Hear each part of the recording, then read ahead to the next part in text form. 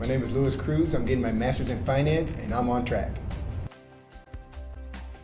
Well, coming out of undergraduate, I knew that I wanted to learn more about finance. As an undergraduate, I majored in finance and I knew I wanted to learn more.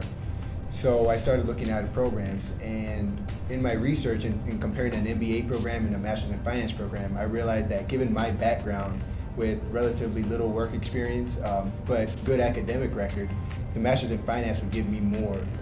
I would get more out of the master's in finance program. Keeping up to date with news in the market, following a few stocks, maybe doing some research or even some investing on your own. That way you can get more accustomed with the finance world, because that's going to come in handy once you start the classes. One of my favorite classes was with Professor Bodison, where you take the financial statements and you actually take the notes to the financial statements, and she teaches you how to unravel the different tricks that management can use to try and cover up certain transactions. And that gives you a better picture of what the true economic situation of the company is. So that was a lot of fun. One of the hardest things for me has been, as an undergraduate, I didn't have to really read as much. But in the master's program, there's just so much material.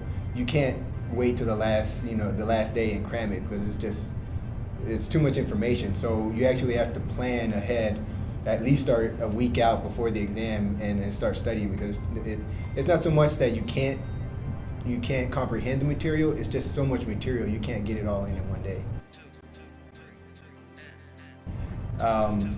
Me personally, because I know I want to go into the world of finance, it was easy for me to know that I wanted to pass these exams.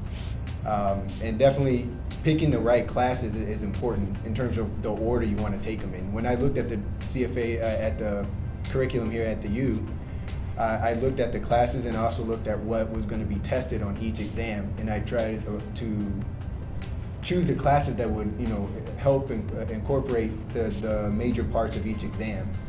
So for instance, in the first exam, there's a lot on fixed income that I didn't have a strong background on, and so I chose to take a fixed income class that helped a lot in passing the first exam. Completing the CFA program helps in your job search. I haven't completed the program, but I have passed the first 2 exams, and I've noticed that when I apply or when I'm networking with someone, as soon as I let them know that I've passed the first 2 exams, they know that I'm serious about finance, and they definitely put me at the top of the stack in terms of who they're going to interview. So if you're thinking about applying to the Master's in Finance program, first thing you want to do is just be honest with yourself if finance is what you like to do.